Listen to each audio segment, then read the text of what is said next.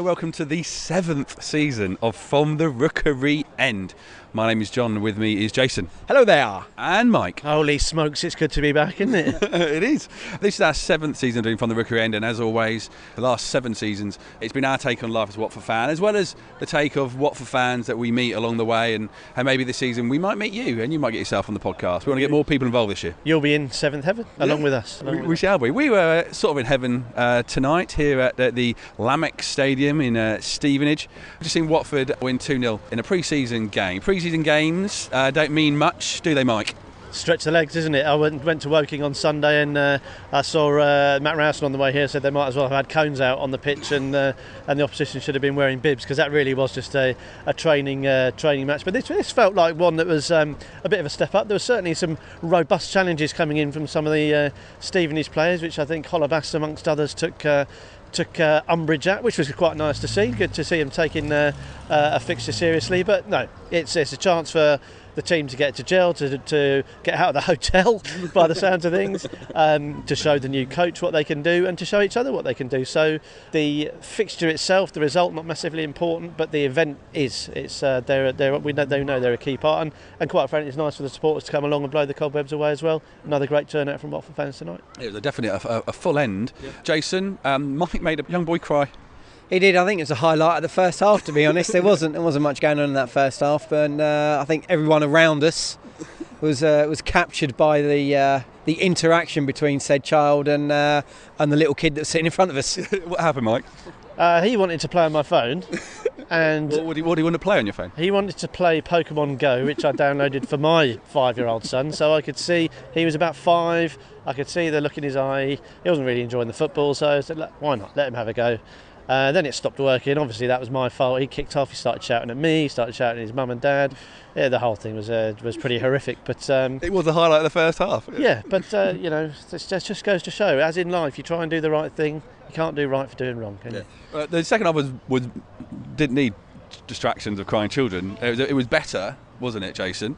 It was better. We looked a lot more comfortable in the second half. The first half was a bit of a mishmash, maybe an extension of the game on Sunday, whereas we seem to be a lot more flowing. The football was a lot better from Watford. Quicker. It was quicker. We were moving the ball about quicker. More players getting into wider positions to stretch the play, and we created a lot of chances. It could have been more than 2-0. Did we actually create chances, or did we get the ball just down the other end of the pitch? I think we were creating stuff. That interaction out wide, we saw Doucouré come on, and there was a lot of good pass and move from him, I thought, that stretched the opposition.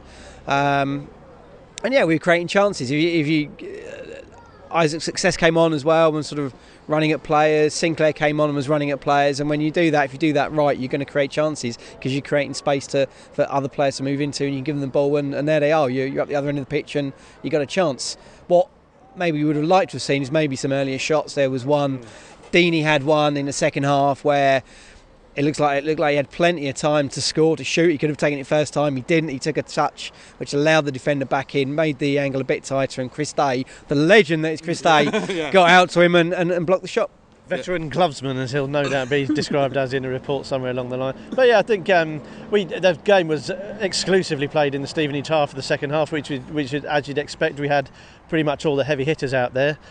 Sinclair made a difference, I thought, getting forward, and we showed a lot of attacking threat. I think Jace is absolutely right, and the reason I mention it in the context of a friendly is because it happened last year as well. We were almost a beat too late with our attacking play, whether it's either taking a shot or getting the ball in from wide areas. I think just that split second too late, and it gives the defence a chance to get back, reorganise, face the right way, and get. Because what we've seen with this strike force, with Igalo and Troy Deeney, they will sniff out a half chance if there's one in there. If that ball is ricocheting around in the penalty box, Igalo's going to stick that big arse of his out, and he's going to make it very, very difficult. So I think that's the only. This is friendly. We're not going to wring our hands about it, but I'd love to see the ball coming in sooner. It's a game, a pre-season game, a little late, a little early, a little heavy. You can tell that we're desperate for some real football to talk about, the way we're analysing a pre-season friendly about Stevenage. But like you say, it was great to be back and seeing Watford play. We've got a couple of things we're going to talk about. We're going to talk about stuff that has happened and stuff that hasn't happened, let's say, as well, over the last couple of months since the season finished, and also have a think about what might be coming ahead. We know from our last podcast of the season where Lana Burney spoke with Ciro Scolomilio from Gazzetta dello Sport, a Napoli fan, we learnt that Walter Mazzarri is a man of 3-5-2. We have a look at that and what that might mean for Watford this season. But let's keep going with the 7th season of From the Rookery End. A podcast made by Watford fans for Watford fans. From the Rookery End. There were some moments a few weeks ago where I wasn't sure if this season was going to be anywhere near. Well, I thought the season was going to be a big fat worry from beginning to end. There were lots of rumours and a lot of cash being talked about by us losing both our front men. There was a value worth, Michael, 60 million on that pitch today, up front. Yeah, I can't imagine that's happened too often at the Lamex Stadium. Incredible to think that we could have sold our front two men, if reports are to be believed, for something like 60 million quid. Extraordinary, and even more extraordinary that we've knocked it back. And I guess trebly extraordinarily, they didn't want to go. The players themselves evidently didn't want to go. I'm going to pick up on something you said there about the season being a worry. I still think it will be a worry. I still think this is going to be a very, very difficult season for Watford. We're starting again with a new coach, with a whole host of new players. We've got to establish ourselves all over again, I think, in the Premier League. But what you're obviously alluding to is Troy Deeney extending his contract. Now, over the summer, I think we'd all, a bit of a self-defence mechanism, said, well, we wouldn't blame him if he went. Please don't go, Troy, please don't go. Oh, we wouldn't blame him, couldn't blame him. Champions League football, please, for the love of God, Troy, don't go.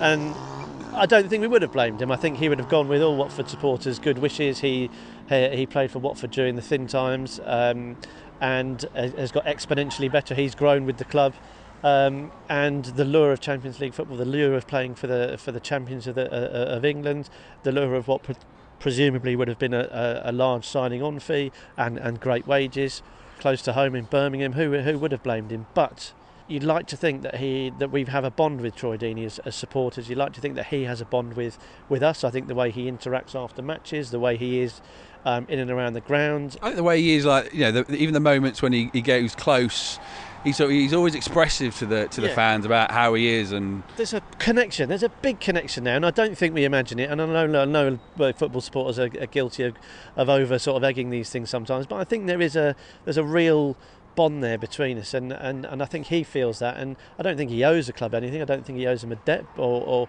we deserve his loyalty. But I just think he felt that perhaps there's a job that's still to be done here. We can improve on last year's season. He can continue to perform. There's talk about Sam Allardyce taking over as England manager. They're going in a new direction. Is he going to be playing week in, week out in Leicester? Perhaps not. Is he at Watford? Almost certainly. Troy Deeney could be an England player a quarter of the way through this season, and it's just fabulous that he's staying. It just gives everyone that little bit of a boost, that little bit of confidence, and in the dressing room as well. I think Aurelio's a big character, and I think Troy's the other one. But if he'd have gone, who are you looking at as your captain? I guess someone like Capoue, if both of those guys are injured. But do you think Etienne Capoue is going to have that rabble-rousing effect in the dressing room, that binding agent, if you like, to get everyone going? The tub thumper, someone who really gets it going and has a link perhaps between the management and the dressing room, and someone who understands the football club. Like, we need that team to understand the football club.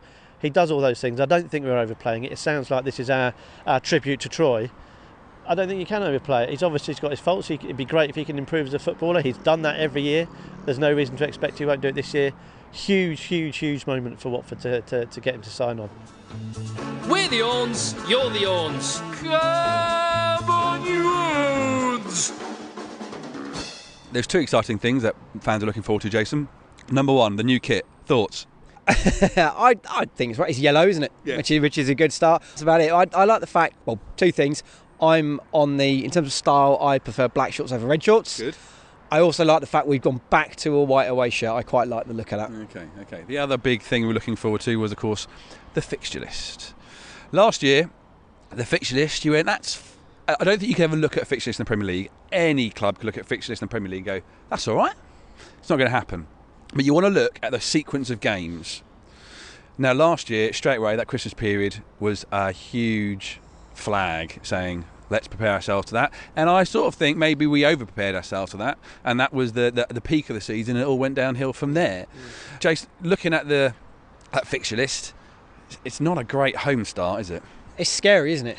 It is scary. You sort of look at it and you my first reaction was, oh my God, we're going to be bottom come the end of September. Then, of course, it's followed by a run of games that you think, oh, okay, we could get a lot of points out of those. But if you get that far and you haven't got many points, does the confidence suffer? Do you then sort of look at the rest of those games and go, oh God, they must win games? You say you've got to play everyone twice over the course of a season, it all evens out in the end. But sometimes the order those fixtures come in can make a difference. I think if you look back to last season, we had a relatively not straightforward, because as you said, John, nothing's easy in the Premier League. But I think we had, who did we have? We had West Brom, Swansea, Southampton, Everton away, had notoriously slow starts away as well. Well, yeah. But we had some. We did have. If we were going to say right, let's ease ourselves into this season, that was the sort of fixture list we were going to have, and it wasn't easy, was it? It wasn't. No. We didn't. I think if we'd have played any of those teams, perhaps in October, we would probably have beaten them. So. But the thing is, with what we've got, Chelsea, Man United, and Arsenal, is the killer thing for football fans is expectation. Are you going to be going to those games, Jason, with any expectation whatsoever for them? I don't think so. I think with your head screwed on, going into a league game when you're playing against similar opposition, having any sort of expectation, maybe is a bit naive. I'm sure when it comes to the day, I'll turn up and be going, oh yeah, great, we'll win this one, 3 points. But I think having your head screwed on, you just don't know. It's sport, it's competition, and that's the way it should be. I'll tell you what it will be though. Vicarage Road will be absolutely bouncing for those games, and I think that could possibly play to our advantage. I do think that as the season rolled on, and obviously the results did get and performances stagnated towards the end of the season, but the games felt a little bit less like an event, and there was a bit more of an expectation around Vicarage Road. The supporters perhaps sat on their hands a little bit more, and there wasn't the noise levels that there perhaps was. Understandably so, because of the circumstances. But what you will find now for those first couple of games, people will be back fresh from wait. Not the expectation, but the anticipation will have really ramped up by then. There's been big turnout here at Stevenage. If it's on a Thursday night, you've got to schlep up the motorway. It's not just hard to get to, and it's not hard to get to, but it takes some commitment. But by the time August the 13th, 20th, whatever rolls round, people will be ready to go, and those games are massive events. And let's look back to when we got promoted, that day at Brighton, when we knew we were in the Premier League. These were the games that we wanted to have, and the fact that they're going to come thick and fast, bring it on. Absolutely magnificent. My initial reaction was this could be bad, because the home fans, what you call the vast majority of Watford fans, could possibly see lose. No. No. Listen. Worst case scenario was Watford lose. And with a change of manager and a change of formation, all of a sudden everyone comes out saying, oh no, this is terrible. Go back to 4-4-2. Go back to change the manager. And all of a sudden it could be, for me as a Watford fan, annoying to hear all the fans who are focused on those 3 losses because they were the first 3 games that they saw. But of course we know actually we could grab hold of those games and we could actually get 3 points out of any of them. 1 win, 3 draws, something from those, and that will lift that team for a very long time in this season. The other important thing to note is that we are talking on the 13th of July, and I think there's still some pieces of the squad puzzle to fall into place. I think they're certainly looking for at least another 2, I guess, to come in. So we don't know the makeup of the squad yet, and we don't know quite just how good this side is going to be. We're going to look to improve on what we've had so far. We've seen Decore today, who looks really exciting in that sort of centre of midfield. But still, at the beginning of a season, however many pre-season games you can play, a 100% ready Watford team is not going to happen. But we could play that really well to advantage, and they might go in there with no fear, no expectations, and it might be good. But what I think you're overlooking is, I mentioned Decore there. Who do you think he was playing against last year? He was playing against Lionel Messi. He was playing against Luis Suarez. He was taking pot shots against Iker Casillas. This guy isn't going to be. These aren't players who are going to come in and be cowed by seeing the Man United badge. That's who they want to be playing at. That's who they think they should be playing against.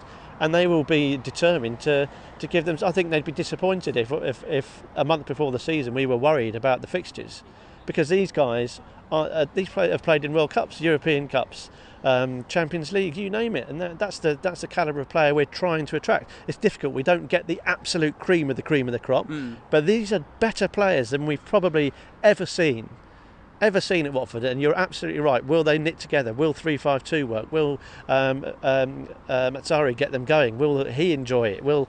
There's loads of variables, but what we can be sure of is that the players we're bringing in they will be licking their lips at that run of games, and they'll be thinking, what an opportunity for us to mark our arrival at Watford, and what an opportunity for us as a squad to sort of kick the door down in the Premier League season. And if you can't be confident now, a month out, when we're making these great signings, people have actually heard of, and it's easy to slip back into that, or can we hang on, can we nick a point, can we get 3 points out of the first 12? And I understand there's a fine line between realism and optimism, and there's a fine line between that. But I think we just have to say at this stage, let's just go for it. We absolutely obliterated Liverpool at home last year. We beat Arsenal in the FA Cup. We've shown we can do it. We've shown these players can do it. They're at our football club for a reason. We're slowly sorting the wheat from the chaff now, and it's going to be unlikely that poor players and players that can't contribute in a high-profile game won't play for Watford. It's as simple as that. So, yeah, it's going to be tough. Yeah, if we win a couple of them, great. But at this stage, we should be approaching those games with excitement, with enthusiasm, and a bit of optimism. Let's go for it. Bring it on.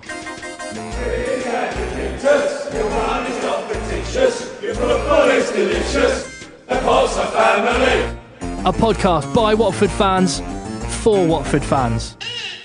This is From the Rookery End. There's still signings to come in. We've had a few in, Jason. But one man who came on near the end there, put a smile on my face, Matty Vydra. He's back. He's back. Interesting, of course, and we've got no idea. Will we see him in a Watford shirt, in a new Watford shirt? Will we see anyone in a new Watford shirt this season? I sort of went back to our roots towards the end of last season and went to QPR Reading and saw about 10 minutes of him, and not much really happened then. And we got about 10 minutes of him tonight, and not much really happened tonight. So on that showing, it's hard to say. Looking at the front line, is he still someone that will bring something different to what we've got? We've already talked about Deeney starting every week. You'd imagine Igalo's going to be in a similar position. Is Vydra the man to bring something different?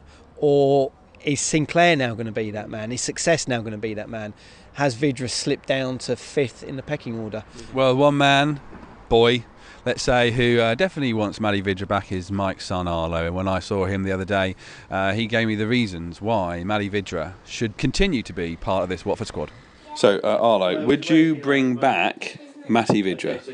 Yes, Why? because he's a good player. But last year, Watford said, no, you're going to go somewhere else. If he was to come back, what would he have to do for you to say, yes, Matty, you're back playing for Watford? What should he do?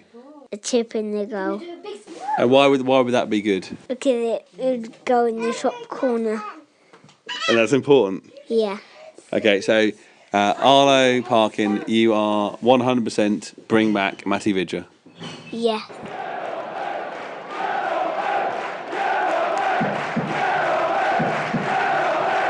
From the Rookery End. The game's finished and the car park's getting very, very dark. Isn't it not too scary, Mike?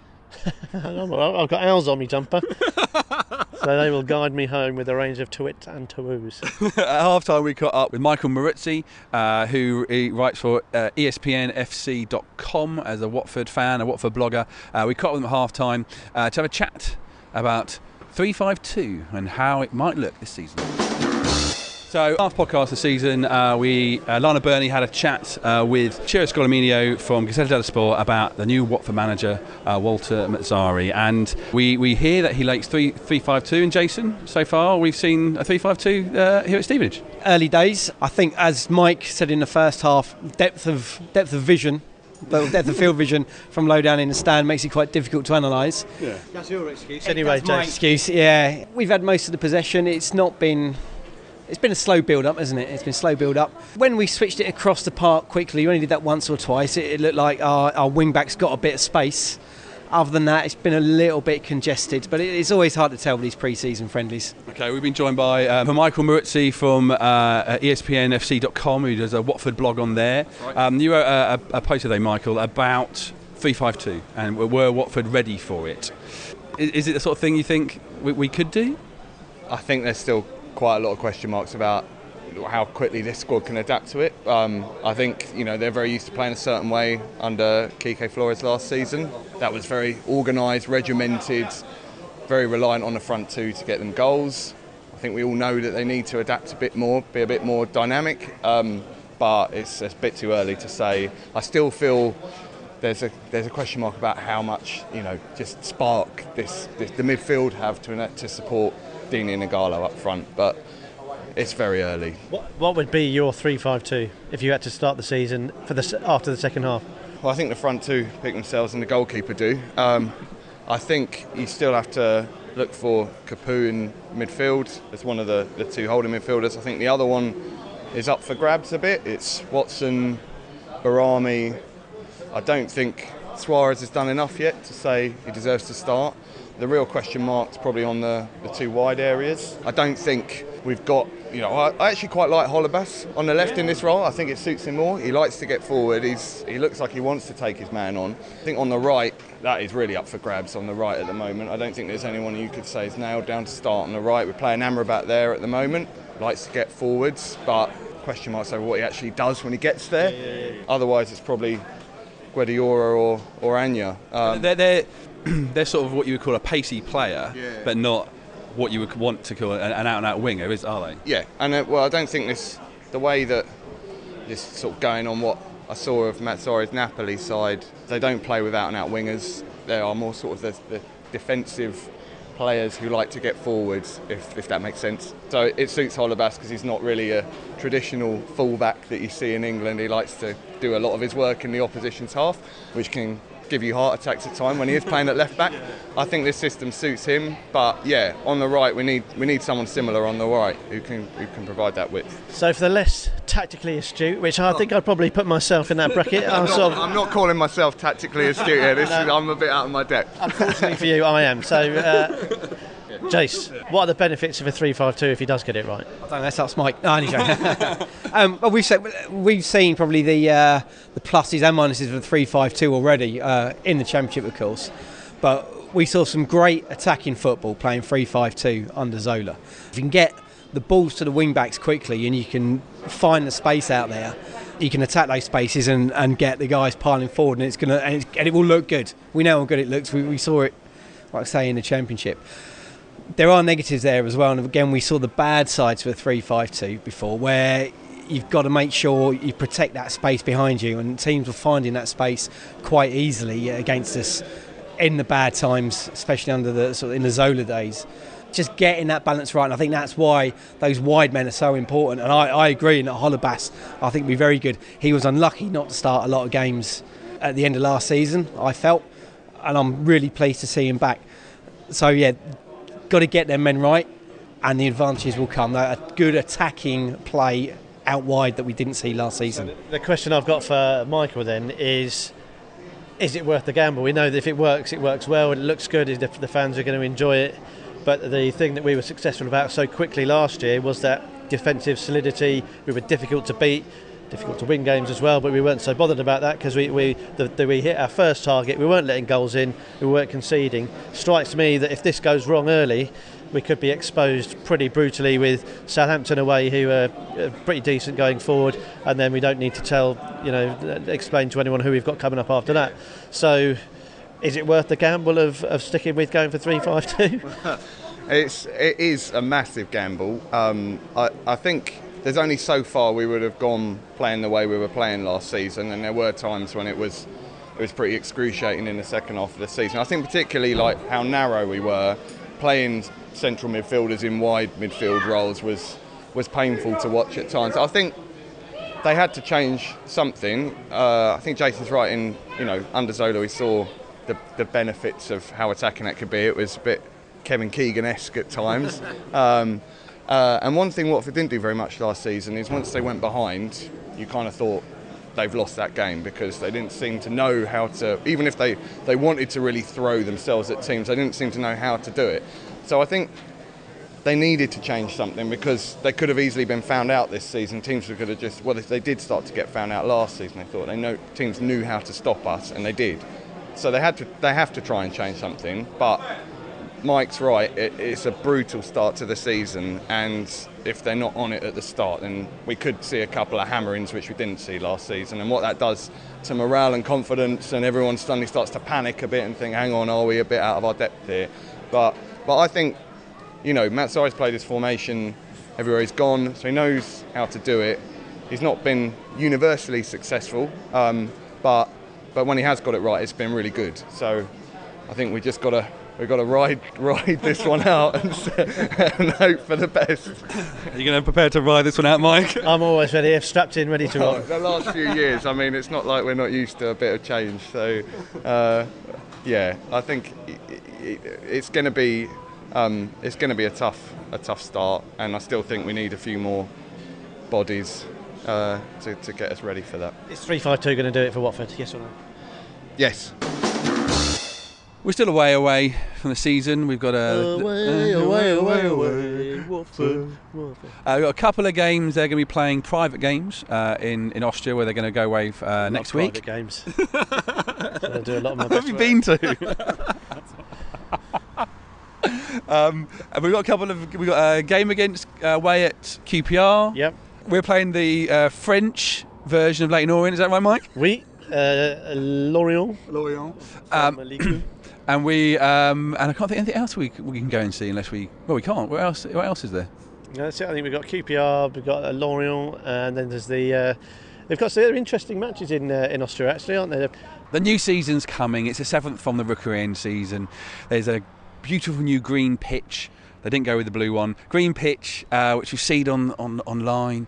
There's new things going on. New bar areas, if you fancy it. Yeah, if you fancy it. Do you fancy it, Mike? Well, I don't know. It depends how much money I get for my birthday, because it's, as a lot of people have noted, it isn't cheap. But I think it's the progression of the stadium is continuing apace, isn't it? Which I think is the exciting thing. And if you think back, I mean, I just think back to how far that stadium's come, and just walking past it, it looks bright and shiny, and they're doing the little finishes and flourishes that make a real difference. And I think that tells you all you need to know about Watford and the direction we're going in. I understand people are concerned about perhaps a movement away from the family side of things.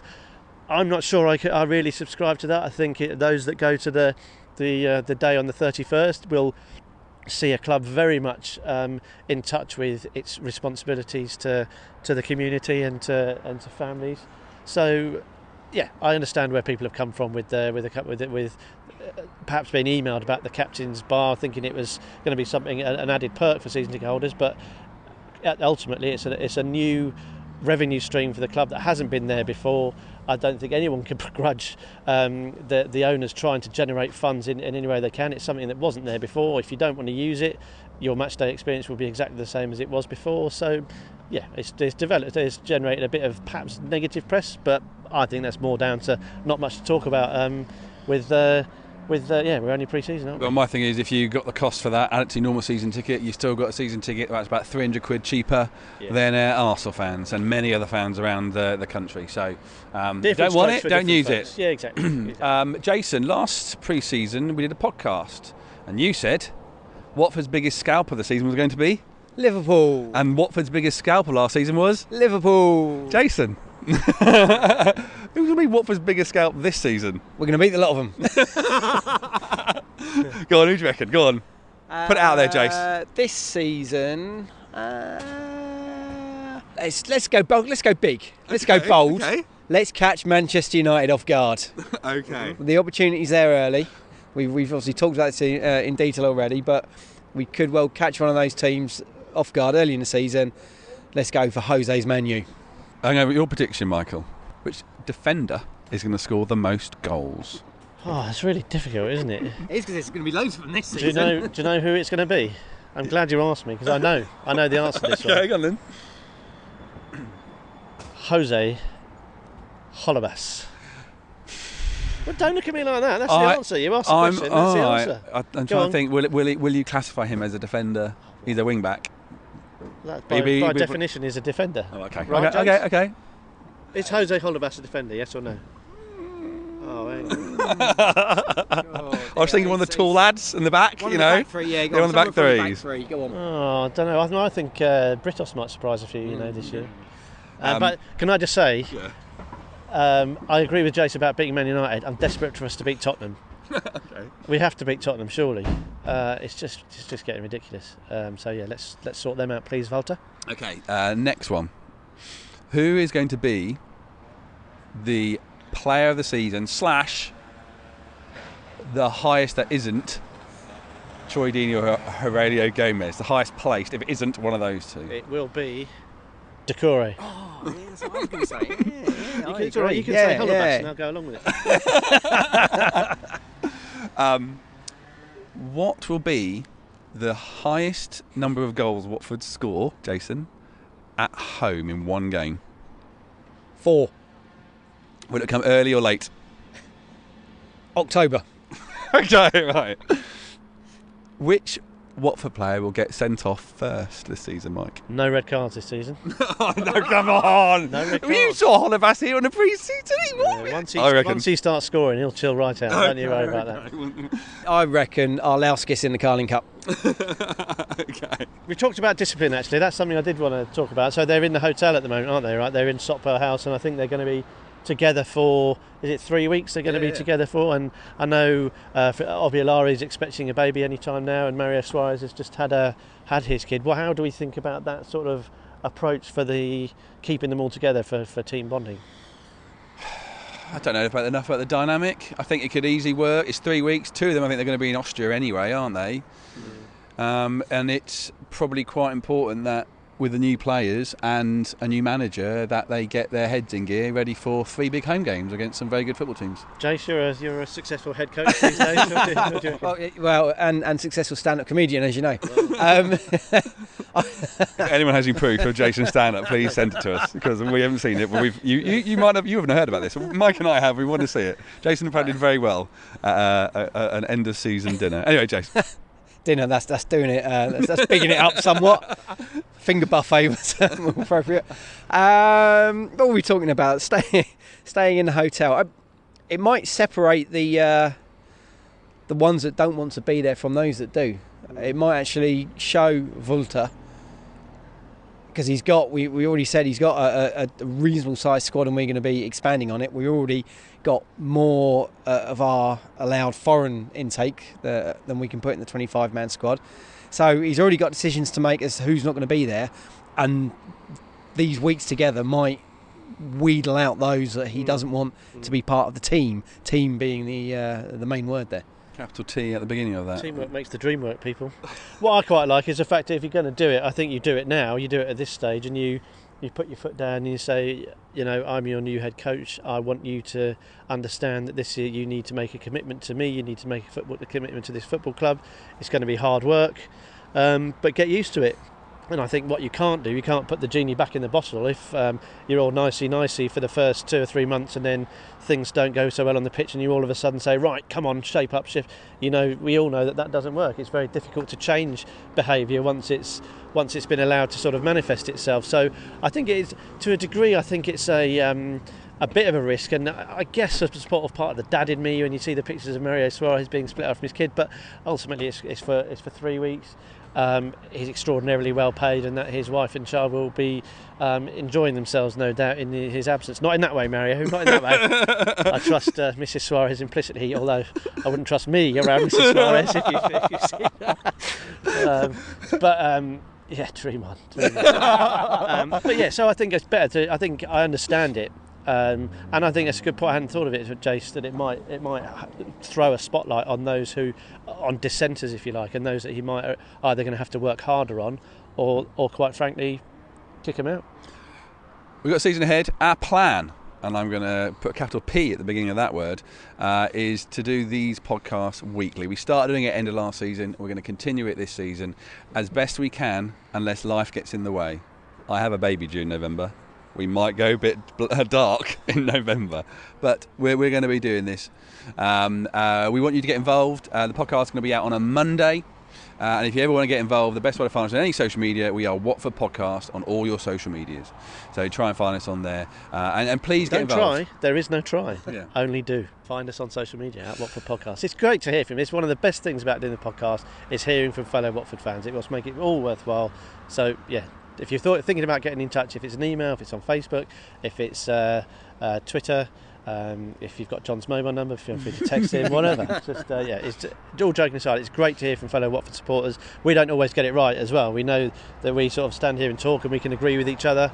Tell us if we're wrong, let us know. Get in touch, thank you. One great thing that happened recently was when Gerardo left. Some of you came up with some amazing poetry, and if you go on to fromtherookeryend.com website, and there's an article that'll be for this episode, which is episode 7.1, 7th season, episode 1, see what we do there, you can see a couple of examples of those poems, and get involved in those sorts of things. It was just beautiful to read.